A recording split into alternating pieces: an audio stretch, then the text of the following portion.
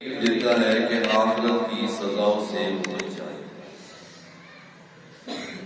اور اہل کفر اور اہل شرک کو دنیا میں سزا ملتی ہے،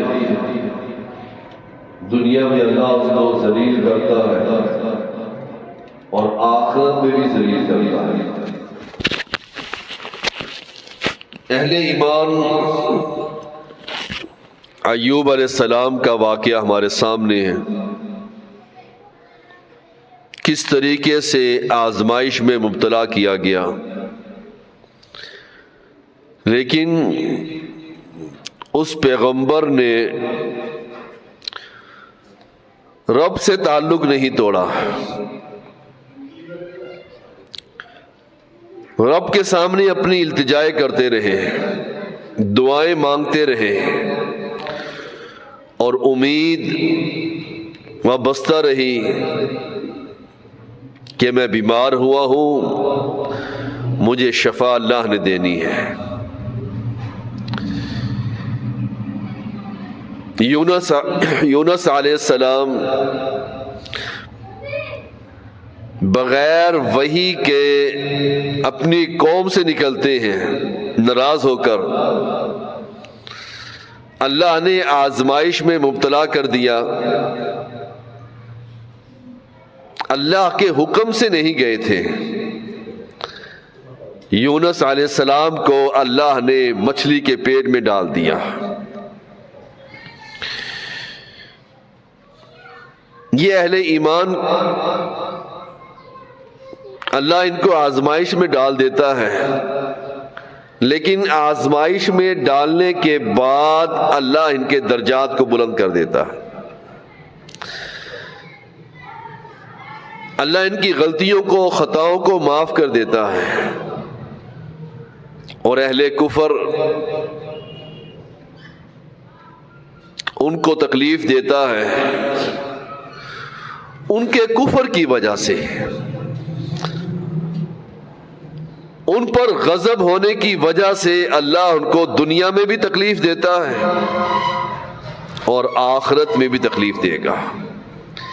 اس لیے اللہ نے فرمایا وَلَقَدْ أَهْلَكْنَا الْقُرُونَ مِنْ قَبْلِكُمْ لَمَّا ظَلَمُوا وَجَاءَتْهُمْ رُسُلُهُمْ بِالْبَيِّنَاتِ وَمَا كَانُوا لِيُؤْمِنُوا كَذَلِكَ نَجْزِي الْقَوْمَ الْمُجْرِمِينَ۔ اس سے پہلے ہم نے کتنی بستیوں کو ہلاک کیا، ہم نے تم سے پہلے کتنی بستیوں کو ہلاک کر دیا۔ قرآن اس بات کا شاہد ہے، اللہ نے ان بستیوں کا تذکرہ قرآن مجید میں کیا۔ قوم عاد ہے، قوم ثمود، فرعون کا لشکر ہے، تم سے پہلے بہت سی بستیوں کو اللہ نے ہلاک کر دیا۔ بما ظلموا، انہوں نے ظلم کیا، انہوں نے پیغمبر کی بات کو نہ مانا۔ وجاءتهم رسلهم بالبینات، ان کے رسول روشن دلائل لے کر آئے، بینات لے کر آئے۔ وجہ کیا تھی کہ انہوں نے اپنے رسول کی بات کو نہ مانا۔ موسیٰ علیہ السلام واضح نشانیاں لے کر آتے ہیں، قوم پھر بھی انکار کر دیتی ہے، اپنی آنکھوں سے عذاب دیکھنے کے باوجود منکر ہو جاتی ہے کہ اس عذاب کو ہم سے ٹال دو، ہم ایمان لے آئیں گے۔ قالوا سمعنا وعصینا، انہوں نے سنا، رب کے پیغمبر کی بات کو سنتے تھے، وعصینا، نافرمانی کرتے تھے۔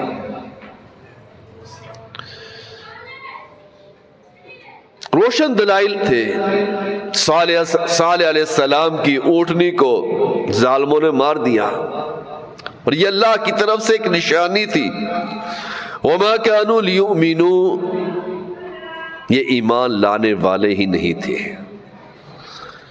کذالک نجزی القوم المجرمین، اللہ ایسے ہی سزا دیتا ہے مجرمین کو۔ جرم کیا تھا؟ جرم یہ تھا کہ انہوں نے اپنے پیغمبر کی بات کو تسلیم نہ کیا۔ بل زین للذین کفروا مکرہم وصدوا عن السبیل ومن یضلل اللہ فما لہ من ہاد، بلکہ کافروں کے مکر کو اللہ نے مزین کر دیا۔ یہ کافر آج کا بھی کافر ہو یا مکہ کا کافر ہو، ایک ہی کفر ہے۔ آج بھی معاشرے کے اندر آپ دیکھ لیجئے، اہل کفر، ان کے سامنے ان کے مکر، ان کے فریب مزین ہیں، کس طریقے سے اللہ کی نافرمانی کر رہے ہیں۔ بل زین للذین کفروا مکرہم، ان کے مکر کو اللہ نے ان کے سامنے مزین کر کے رکھ دیا۔ وصدوا عن السبیل، اور اللہ کے رستے سے دور کر دیا۔ کتنے لوگ ہیں جو اللہ کی شریعت کو نہیں مانتے، ہماری آنکھوں کے سامنے ہمارے معاشرے کے اندر رہتے ہیں، ہمارے آس پڑوس میں رہتے ہیں، مارکیٹ میں دکانیں چلا رہے ہیں، انہیں اپنے مال کی فکر ہے، اپنی اولاد کی فکر ہے، وہ مست رہتے ہیں اپنی اولاد میں اور اپنے مال میں۔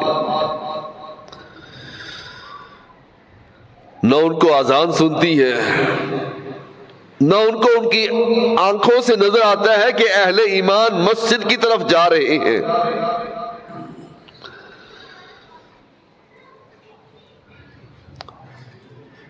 حق کے راستے سے روک دیا گیا۔ قرآن کے اندر کتنے دلائل ہیں، کتنے قوانین ہیں، کتنے واقعات ہیں، انسان کو سمجھنے کے لیے یہی کافی ہے۔ وَمَن يُضْلِلِ اللَّهُ فَمَا لَهُ مِنْ هَادٍ، جس کو اللہ گمراہ کر دے اس کو کوئی ہدایت دینے والا نہیں۔ کیسے اللہ نے ان کو گمراہ کر دیا؟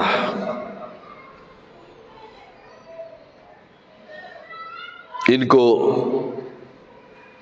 جب سنایا جاتا ہے، جب بتایا جاتا ہے، یہ قرآن کی آیات ہے، یہ محمد کا فرمان ہے صلی اللہ علیہ وسلم، نماز کا وقت ہے، اپنی پڑھ آؤ اور میرے لیے دعا کر دینا۔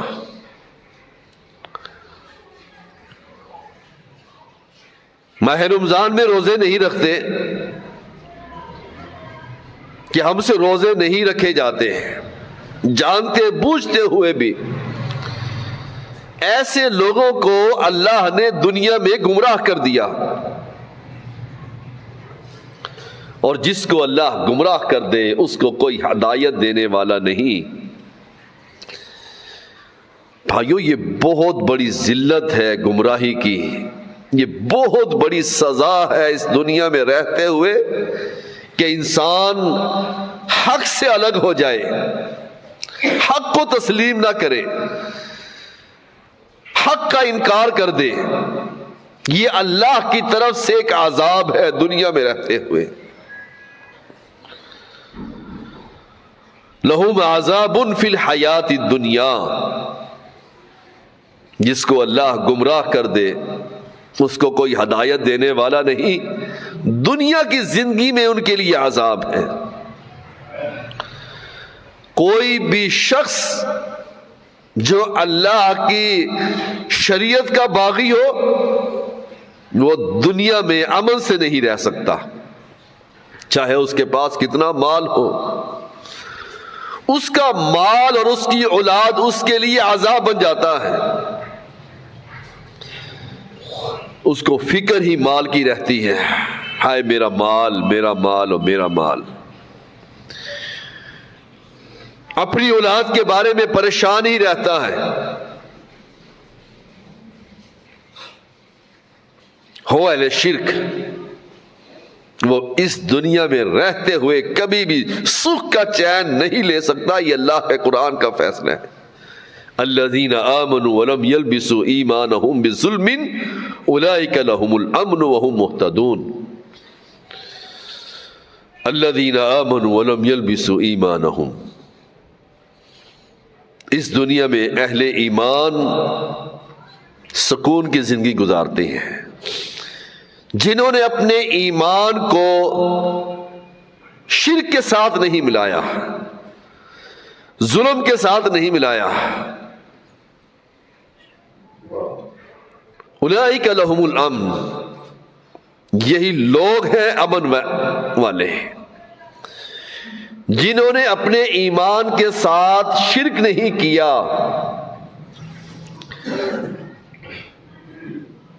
کلمے کی گواہی دینے کے بعد کبھی کسی قبر پر اور کبھی کسی مجاور کو نہ ملے، اپنی حاجات اپنی ضروریات رب کے سامنے ہی رکھتے رہے، رب پر ہی توکل کرتے رہے، رب پر ہی بھروسہ کرتے رہے، رب کی شریعت کے سامنے ہر وقت اپنی گردن کو جھکائے رکھتے رہے، رب سے ہی مانگتے رہے، رب سے ہی التجائے کرتے رہے۔ اولئک لہم الامن، یہی لوگ ہیں امن والے، اور یہی لوگ ہیں ہدایت والے۔ اور جو شرک کرتے ہیں، جنہوں نے اللہ کو چھوڑ کر غیروں کو اپنا معبود بنا لیا، ان الذین اتخذوا العجل سینالہم غضب من ربہم وذلۃ فی الحیاۃ الدنیا۔ اہل ایمان امن میں ہیں، اور اہل شرک جنہوں نے بچھڑے کو اپنا معبود بنا لیا تھا، سامری کے کہنے پر بچھڑے کو اپنا معبود بنا لیا، غضب من ربہم، ان کو ان کے رب کا غضب ہی پہنچتا رہے گا، ان پر عذاب ہی نازل ہوتا رہے گا۔ اللہ کی رحمت سے ایسے لوگ دور ہو چکے ہیں، چاہے کوئی بچھڑے کا پجاری ہو، چاہے کوئی قبر کا پجاری ہو۔ بچھڑے کی پوجا کرنے والا بھی ویسا ہی مشرک ہے جیسے قبر کے سامنے جھکنے والا مشرک ہے، ایسے ہی بچھڑے کے سامنے جھکنے والا، اس کو ماننے والا، اس کے سامنے اپنی صدائیں لگانے والا، وہ بھی مشرک ہے اور یہ بھی مشرک ہے۔ ان دونوں مشرک میں کوئی فرق ہی نہیں۔ ہم سمجھتے ہیں وہ بنی اسرائیل کے مشرک تھے جنہوں نے بچھڑے کی پوجا کی۔ آج کا مسلمان بھی قبروں کے سامنے جب جھکتا ہے، سجدے کرتا ہے، اپنے مردوں کو پکارتا ہے اللہ کو چھوڑ کر، وہ بھی ایسا ہی مشرک ہے جیسے بنی اسرائیل نے شرک کیا تھا۔ اس مشرک پر بھی اللہ کا ہمیشہ غضب ہی رہے گا۔ بنی اسرائیل نے یہ جرم کیا، پھر اللہ نے قرآن میں یہ بات نازل کی کہ ایک دوسرے کو قتل کرو اگر تم معافی مانگتے ہو۔ غضب من ربہم، ان کو اللہ کا غضب ہی پہنچتا رہے گا۔ کبھی اہل شرک کے سامنے اللہ نے اپنی رحمت کو سامنے نہیں کرنا، مشرک پر اللہ کی رحمت نہیں برستی۔ وَذِلَّةٌ فِي الْحَيَاةِ الدُّنْيَا، مشرک دنیا کی زندگی میں ذلیل ترین انسان ہے۔ بھائیو، ہم سمجھتے ہیں اس کا عقیدہ اس کے ساتھ ہے، اس کا دین اس کے لیے ہے، ہم نے تو اپنی بیٹی دینی ہے، کاروبار کرنا ہے، دلی محبت کرنی ہے، اس کا دین اس کے ساتھ ہے۔ یا ایھا الذین آمنوا انما المشرکون نجس، یہ مشرک بہت بڑا پلیت انسان ہے۔ ذاتی غیرت کے بارے میں تو ہم دنیا کو قتل کر دیتے ہیں کہ اس نے بہتان لگایا میری بیٹی پر، اور جو اللہ کا باغی ہو، اللہ کو گالیاں دینے والا ہو، ہماری اس کے ساتھ دوستی ہو، رشتہ داری ہو، رشتے دینے کے لیے ہم اسے کچھ الفاظ نہیں کہہ سکتے۔ وَذِلَّةٌ فِي الْحَيَاةِ الدُّنْيَا، یہ قبروں کو پوجنے والے انسان دنیا میں ذلیل ترین انسان ہے، ان پر دنیا کی زندگی میں اللہ کی طرف سے ذلت ہی برستی رہے گی۔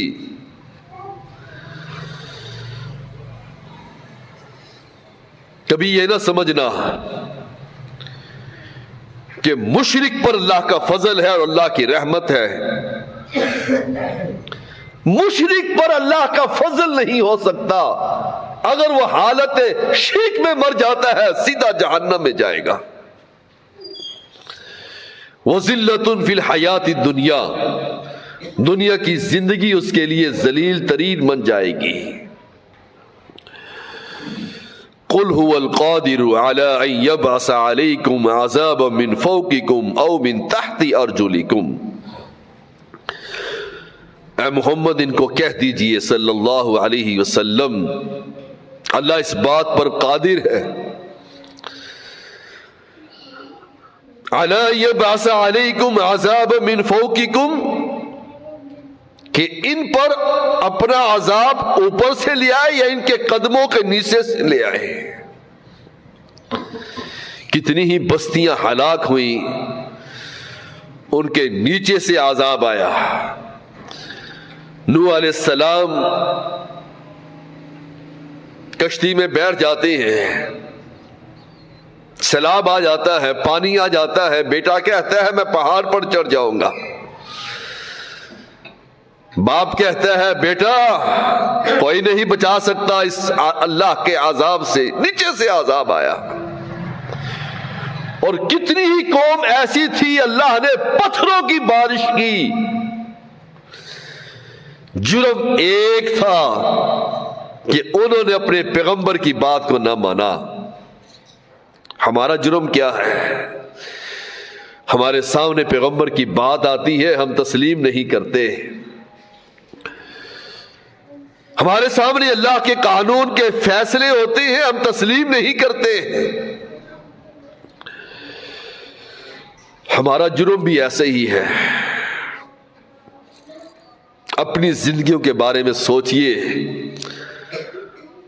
اور پچھلی قوموں کے بارے میں سوچئے کہ اللہ نے کس طریقے سے ان کو پکڑا ہے۔ كَذَلِكَ نَجْزِي الْقَوْمَ الْمُجْرِمِينَ، اللہ ایسے ہی سزا دیتا ہے مجرم قوم کو۔ جرم تو ہمارا بھی ہے، ہم بھی اذانیں سن کر اپنے بستروں پہ پڑے رہتے ہیں، زبان سے نہیں کہتے لیکن عمل تو ہمارا بھی ایسے ہی ہے۔ أَلَمْ يَأْتِكُمْ نَبَأُ الَّذِينَ كَفَرُوا مِن قَبْلُ فَذَاقُوا وَبَالَ أَمْرِهِمْ، کیا تمہیں پچھلے کافروں کی خبر نہ ملی کہ اللہ تعالیٰ نے ان کو ان کی سزاؤں کی وجہ سے پکڑ لیا، ان کے کرتوتوں کی وجہ سے اللہ نے ان کو سزا دی، ان کے اعمال کی وجہ سے سزا ملتی ہے۔ کیف یہدی اللہ قوما کفروا بعد ایمانہم وشہدوا ان الرسول حق وجاءهم البینات۔ کیف یہدی اللہ قوما کفروا بعد ایمانہم، اللہ اس قوم کو کیسے ہدایت دے گا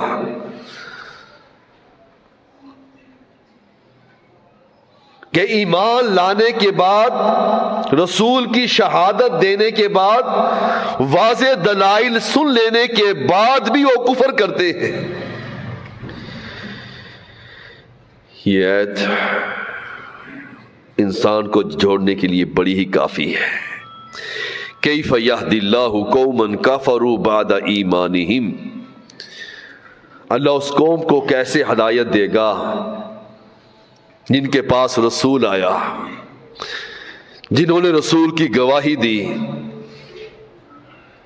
وشہدوا ان الرسول حق وجاءہم البینات، حق واضح ہو گیا، دلائل قرآن کے واضح ہو گئے، احادیث سامنے آ گئی، ہر مسئلے میں دین مکمل ہے، ہر مسئلہ واضح ہو چکا ہے، چاہے وہ وراثت کا ہو، چاہے وہ گھر کی چار دیواری کا ہو، دین کا کوئی مسئلہ بھی چھپا ہوا نہیں آج کے دور میں۔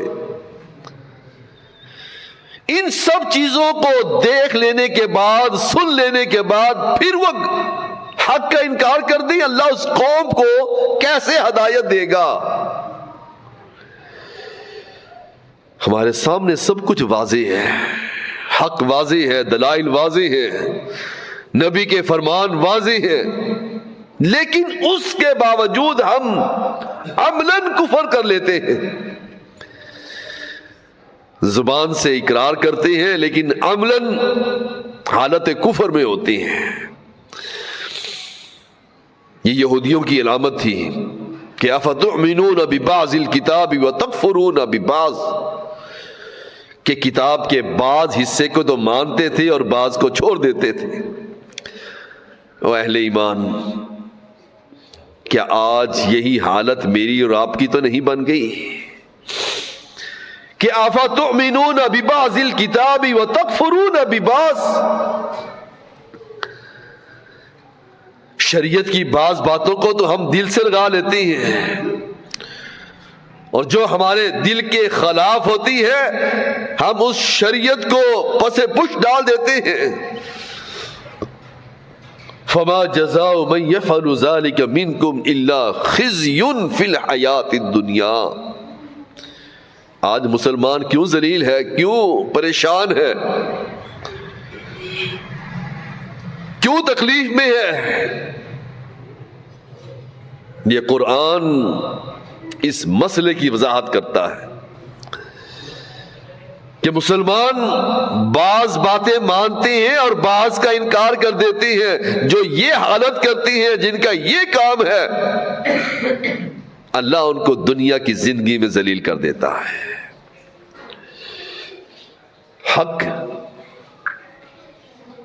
حق ہونے کے باوجود ہم کیوں پریشان ہیں؟ دل چاہا تو نماز پڑھ لی، دل نہ چاہا تو نماز نہ پڑھی، دل نے چاہا تو اللہ کی شریعت کے پابند بن گئے، اور دل نے اگر نہ چاہا تو اللہ کے باغی بن گئے۔ بھائیو، یہ یہودیوں کی خصلت ہے۔ انما یرید اللہ لیعذبہم بہا فی الحیات الدنیا، اللہ چاہتا ہے ان لوگوں کو دنیا میں ذلیل کرے، اللہ چاہتا ہے ان کو دنیا میں عذاب دے، اور اہل شرک اور اہل کفر کا یہ عذاب بہت بڑا ہے کہ اللہ نے ان کو حق سے دور کر دیا، اللہ نے ان کو اپنی رحمت سے دور کر دیا، اللہ نے حالت کفر میں رکھ کر ان کو موت دی، اور موت بھی بڑی مشقت والی موت ہوتی ہے۔ موت، اہل شرک کی موت بڑی تکلیف والی ہوتی ہے، اور اہل ایمان کی موت ایسے ہوتی ہے جیسے مشک کے اندر سے ایک قطرہ گرتا ہے، اس کی روح پرواز کر جاتی ہے، جیسے چیونٹی کاٹتی ہے۔ اہل ایمان کی موت ایسی ہی موت ہوتی ہے۔ اللہ ہمیں ایمان کی حالت میں موت دینا، اللہ ہمیں زندہ رکھنا تو ایمان کی حالت میں زندہ رکھنا، اللہ ہمارے گناہوں کو معاف کر دینا، اللہ ہماری غلطیوں کو معاف کر دینا، اللہ ہماری خطاؤں کو معاف کر دینا، اللہ ہمارے بیماروں کو شفائے کاملہ عطا فرما۔ اللہ ہمارے بیماروں کو شفائے کاملہ عطا فرما۔ اللہ جیسے ہم تیرے گھر میں موجود ہیں، اللہ ہمیں جنت الفردوس میں جمع کر دینا، اللہ ہمیں جنت الفردوس میں جمع کر دینا، اللہ عذاب قبر سے محفوظ فرمانا، اللہ حشر کی سختیوں سے محفوظ فرما دے، اللہ ہمیں مسجد کا 5 وقت کا نمازی بنا دے، اللہ ہماری اولادوں کو متقین کا امام بنا دے، آنکھوں کی ٹھنڈک بنا دے، ہدایت پر قائم رکھ دے، اللہ ہمیں دین پر صراط مستقیم پر چلا۔ اقول قولی ھذا استغفر اللہ دینکم ولسائر المسلمین۔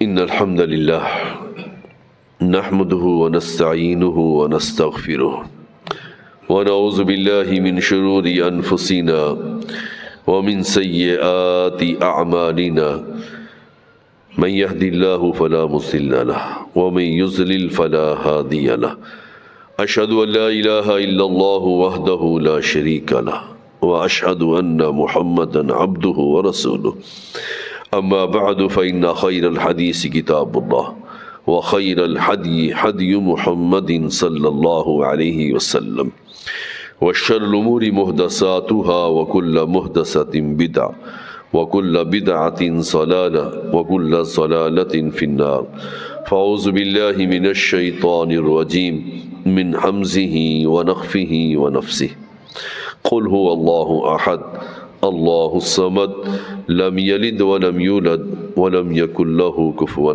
أحد سبحان ربك رب العزة عما يصفون والسلام على المرسلين والحمد لله رب العالمين۔ ایک اعلان ہے، 1 جنوری بروز ہفتہ بعد نماز عشاء مرکزی جامع مسجد اہل حدیث نیز ریلوے اسٹیشن میں مولانا عبدالرزاق طاہر صاحب درس قرآن ارشاد فرمائیں گے، سب ساتھی کو شرکت کی دعوت ہے۔